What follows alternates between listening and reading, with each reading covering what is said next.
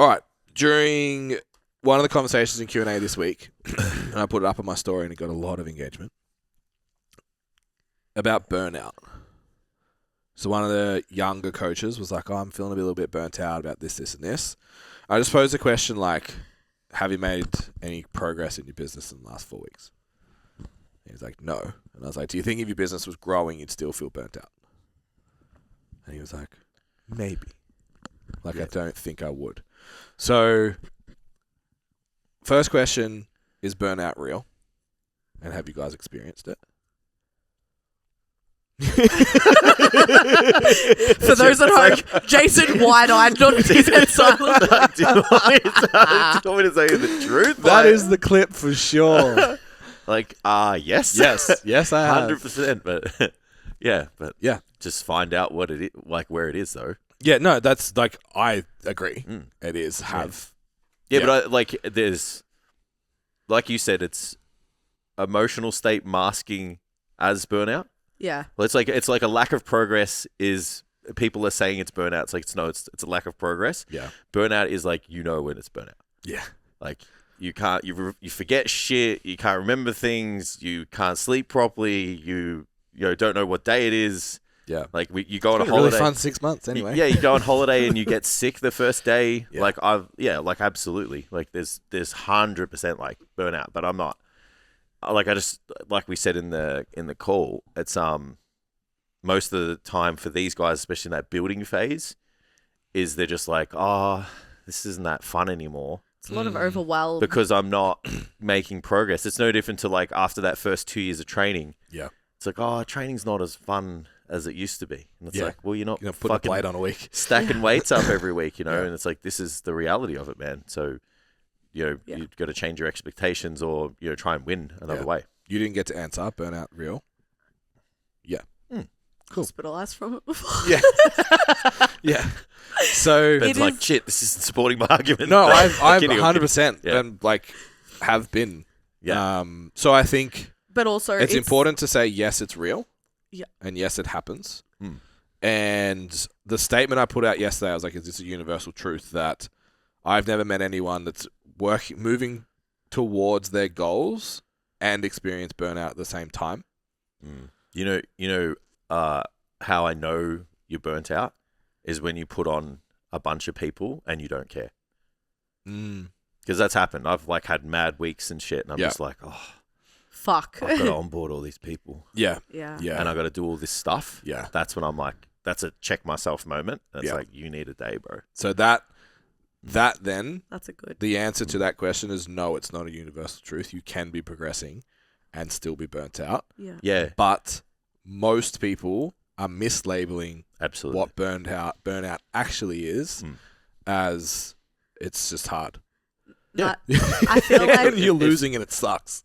Yeah. it's hard because you're overwhelmed and you're anxious about the things that you need to do and you're not getting the results just yet, and your to-do list is longer than your win list at the moment, and you go to bed thinking about all the things you need to do, and it sucks. You have to say no to doing things so you can get these tasks done, and you feel like it's taken away from your life. You don't have the proof either. Correct. Hurts even more. It's in the hardest part. So are you burnt out? We can't gaslight you and be like, no, you're not burnt out, but you're overwhelmed and you're anxious because of the tasks that you have to do. But that's it is a very, very, very different thing, because I think burnout is you're ticking the boxes and you're doing the thing. Yeah. But you're still behind. And Mentally. the fulfillment's not as high as it was. Yeah, my warning sign is check-ins. Yeah. Start dragging your feet to do them. Yeah. Yep. That's just a What's going little, on? it's a tiny little red flag. Yeah. Like the flags that go in the pizzas, just a little one. Yeah. And then on your cocktail. and then then if you get to the end of check-ins and you're like, thank fuck that's done. Yeah. That for me is yeah. Bruh, That's something's going on. I've just come out the other side of that. Mm. And I spoke to you about that on the call, and I'm like, obviously there are a lot of external factors. Some I could control, some I couldn't control. But coming out the other side of it, you don't realize how much it was affecting you until you look back and you're like, oh, Jesus, everything is hard. Yeah. Like everything, there is resistance at every corner. The things you enjoy, the things you don't enjoy, like everything is resistance. And like, yeah, very proud to be on the other side of it now. I'm like, oh, everything's easy. No wonder I'm fucking winning. Like everything's easy now. Like, yeah, it's wild. Wild. But there you go. So it's not a universal truth. Yeah. Yeah. What do you think is PT first couple of years? How do you advise them to know the difference? Well, the difference would be just like the answer is easy because you're like, well, if you put 3 or 4 people on in the next 2 weeks, like, do you feel burnt out anymore? Because you still got to show up. Yeah. So then it's like, well, no, it's just you're upset about the results that you're getting right now for the work you're putting in, or the lack of work that you're putting in that you kind of know you should do, but there's resistance to for whatever reason. Yeah. So it's like, I don't know. Sometimes I'm also like real logical with it without emotion. I'm like, okay, you're burnt out, but then I'm like, what gets you to $1,000, $1,500, $2,000 per week? It's in the work that you're not doing. Yeah. And it's like, irrespective of how you feel, there's no way to get you to those landmarks unless you fucking do the thing. And I know that is savage as shit to say. Yeah. But it's no different to I'm 8 weeks out and tired and hungry and this and that. And you're like, yep, I understand how you feel, but you still have to go to the gym and do your 5 workouts, your 12,000 steps per day and hit your 1,600 calories. Yeah. You know what I mean? Like it's still a necessary. Is it a prerequisite for success?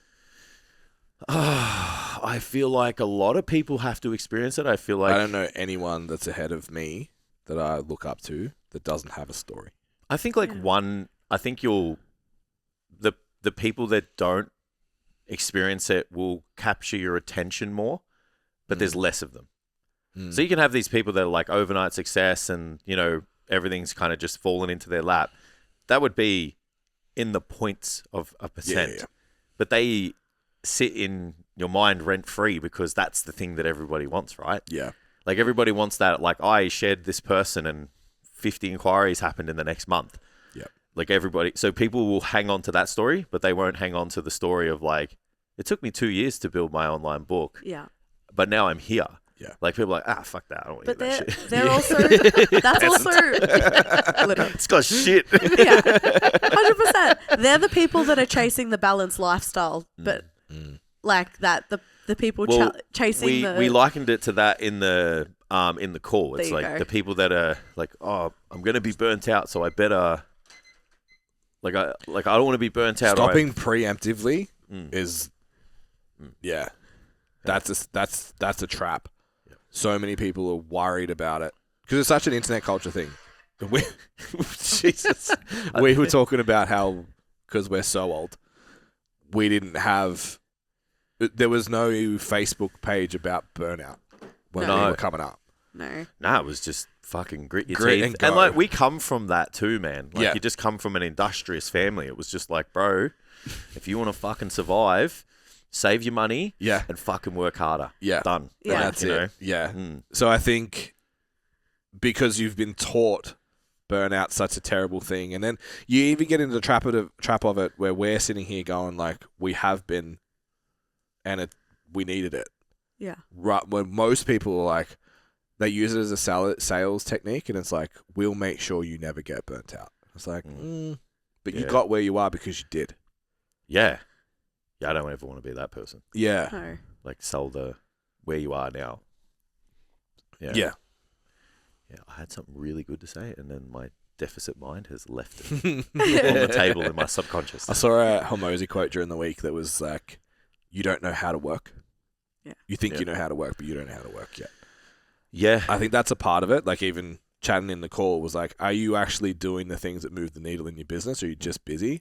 And because you're just busy and nothing's happening, you're fucking exhausted. But the people that are just busy are the people sitting at the cafes that feel like they're busy because doing check-ins takes them 2 hours instead of 1. 30 minutes. Yeah, it's kind of where I was landing for it because it was like a little bit audience specific. The reason I brought that up. Yeah. And then it's come back to me now. Yay. So again, parallels with training because everybody aligns with that better.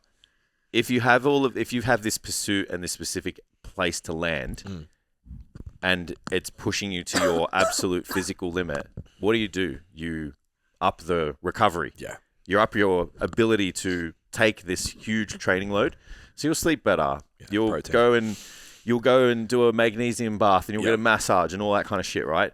So if said person is spread so thin across their business, it's like, well, what are you doing to fill up your cup to make sure that you can take the brain and physical load of building your business? Because like I said earlier, there's no other way to get clients than to do the work. Like no one's doing it for you.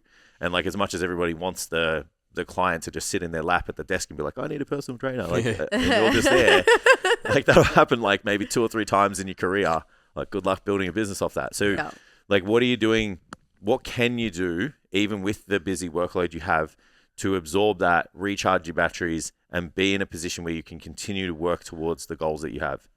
I think one of the first things, and I think it's incredibly underrated, but as soon as a trainer's load becomes overwhelming, their training is the first thing that suffers. Yeah. Or like their training is the first thing that drops off. And I know that that's like not down the path of business that you're talking, but I feel like that is like the first way that people start losing confidence. And I was speaking to a client.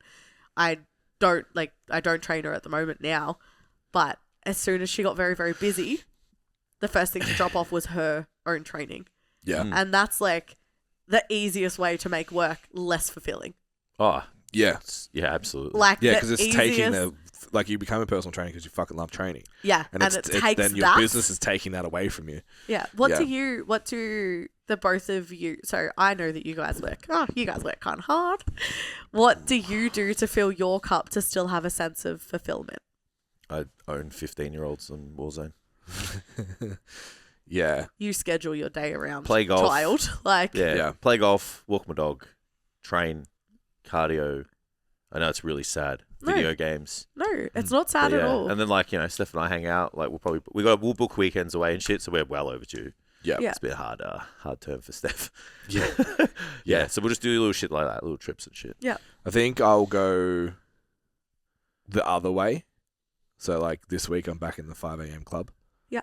Because it's like welcome. Thanks, bro. Good to have you. Good to have you. Never left. I'm part of the crew now. Well done. You are better than everyone else, just so you know. Absolutely, yeah. That hour, 40 minutes, Everything is worth 3 hours 100%. through the day.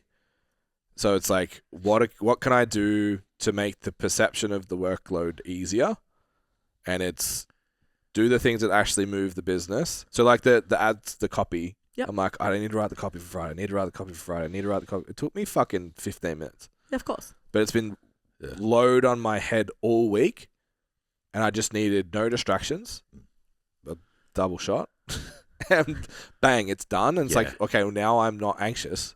So the next task is easier. The next task is easier. The next task is easier. So then when I get to LJ at 8 a.m., I'm like, today's sick. Yeah. I've done most of it. And now I can actually be like, yeah, that's a fucking crocodile for the 18th time that morning. And be present and enjoy it. LJ pointing to things. Yeah, so it's like, I think that's it. It's like I start to lose being present in the stuff that does fill my cup. Oh. So I have to find a way to turn the noise down so I am. Yeah. Perfect. I love both of those answers. I think the way to press it down is to journal every day. Well, that's part of the early morning thing too. That's a huge difference. Yeah, it's when I say push it down, I mean not have to have like the KFC day, when you used to just we'll call it as it is, just like an emotional day, like everyone's got their own version of it. Yeah. So it's the I can't make the meetings today, and then over the day, Jess, are you okay? Yeah. Jason, are you okay? Yeah, to avoid those things. Yeah. 100%. In 3 seconds, receive the message. 7 question marks. Ben? Yeah. Yeah. You okay? Yeah. So for context, if you don't understand the KFC day, for most of when we were real busy, we've had fucking heaps of trainers and teaching, still doing 40 sessions. It was like once a quarter. I just wake up and be like, nah. A little bit of dirty bird and a day off work. Watch Get Rich or Die Trying maybe twice. Do nothing. Probably start a fight on the internet and then eat a bucket of fucking chicken and then come back. Hell yeah, brother. Follow me for more mental health tips. Yeah. Look, I think that there's a lot to be said about 2 bros recommending journaling, because there is still a preconception Yeah, that it's like journaling pussies, is it's dear weird. diary. Yeah. Yeah, it's not like that, honestly. no, You read mine. One, mine's- it's not legible. Yeah. So no one can read it. And two, like, it just makes you feel good. 100%. I think and everyone uses journaling different. Like half of it, like my journaling is my precursor to my to-do list for the day. So, Yeah, absolutely. Yeah. So it's like the slope into it always is something I am grateful for, but it's just that reminder as to why you do it as it leads into the work that you've got to do. To me, it makes me feel productive. Yeah. Right now, for me, it's twice a day because it is, we've been pushing some boundaries the last few months. It's 3 grateful, and then in the morning is 3 things I can do today. Yeah. And then PM's grateful what I did today. Yeah. Yeah. The Stack That Wins one, a lot of people won't do that. They'll do the morning journal. I had a chat with a coach during the week I was like, she's already journaling. I'm like, one of the things you need to do is start showing yourself the proof you are valuable, you are capable, you are whatever, because people just ignore it. Yeah. So write down 5 things you did today that are good. Yeah. So you go to sleep better, you do all that sort of shit. It's literally like a check-in. I do heart, body, and business.